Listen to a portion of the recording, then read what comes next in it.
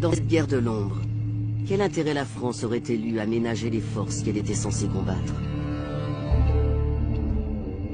Les Français, à travers la firme Areva, exploitent les mines d'Arlit, qui sont à 300 km de la frontière malienne, en face du nord du Mali. Donc ça a été invoqué comme une des causes de l'intervention française parce que c'est une région sensible. Et en même temps, au sud d'Arlit, il y a d'énormes gisements inexploités d'uranium. Et du point de vue de la France, il y a la volonté de garder la main sur les ressources d'uranium qu'elle n'exploite pas pour le moment, ou dont elle retarde l'exploitation, mais pour empêcher d'autres d'avoir accès à ces ressources. Les Français étaient favorables et travaillaient à une certaine autonomisation du Nord Mali, Touareg, par rapport à Bamako.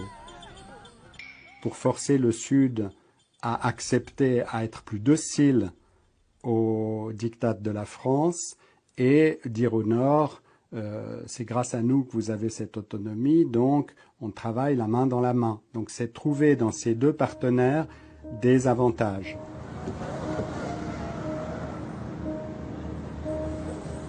Dans cette partie d'échecs, la France n'est pas seule. Et c'est bien loin du Sahara que se décide le futur économique de la région. Des représentants des groupes pétroliers, des experts du capital risque et des responsables africains en charge de l'énergie se retrouvent à Londres, capitale financière de l'Europe, pour discuter de contrats et rêver de gros profits. Bonjour mesdames et messieurs et bienvenue à ce 11e forum de l'Afrique indépendante. Malgré le chaos, les guerres et les révolutions, l'intérêt des Occidentaux reste considérable pour ce qui pourrait être la plus grande réserve non exploitée de pétrole sur le continent. L'Eldorado du Sahel, le bassin de Taoudéni, qui s'étend de la Mauritanie à l'Algérie, couvrant le Nord Mali.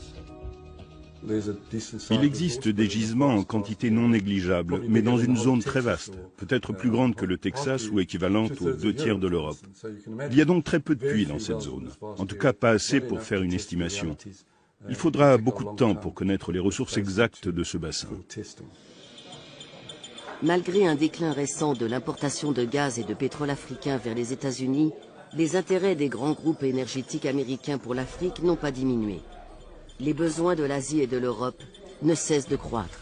Près de 2000 milliards d'investissements dans le pétrole et gaz africain sont prévus au cours des 2 prochaines décennies. On sait tous qu'on va vers une raréfaction des ressources pétrolières et que ces derniers grands bassins pétroliers d'Afrique vont avoir une importance croissante au fil des années et qu'il est très important de se prépositionner pour l'exploitation de ces ressources.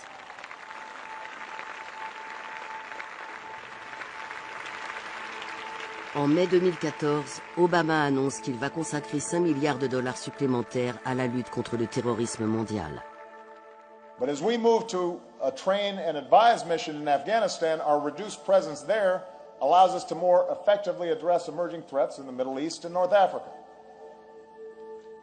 So earlier this year, I asked my national security team to develop a plan for a network of partnerships from South Asia to the Sahel.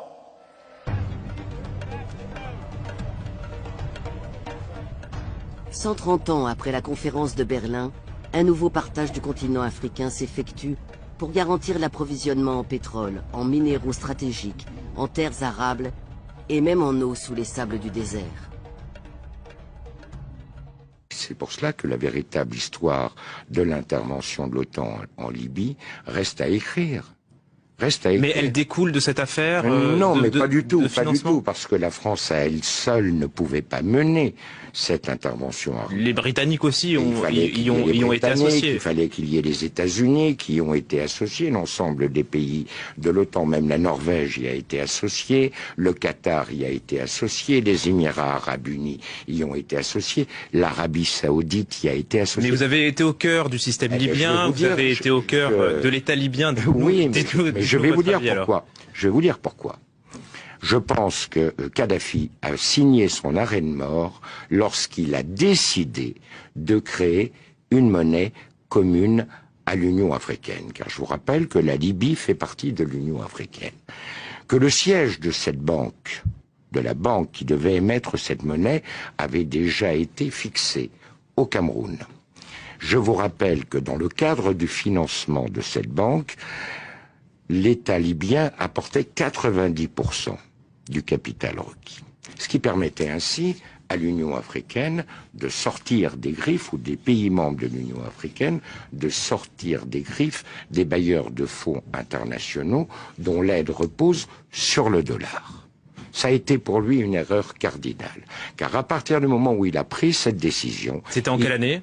C'était en 2008-2009, car à partir du moment où il a pris cette décision, il a heurté de front les intérêts des États-Unis et du dollar américain. Et vous avez un deuxième élément. Du temps du régime, les compagnies pétrolières étaient strictement encadrées. Elles avaient des zones qui étaient exploitées, certes, mais elles avaient un quota de production qu'elles ne pouvaient pas dépasser. Il y avait des conditions financières extrêmement sévères. Prenez l'exemple de Total. Total devait reverser à l'État libyen plus de 85% du résultat de l'exploitation des zones pétrolières. À partir du moment où le régime tombait, eh bien, chaque compagnie a fait ce qu'elle a bien voulu faire.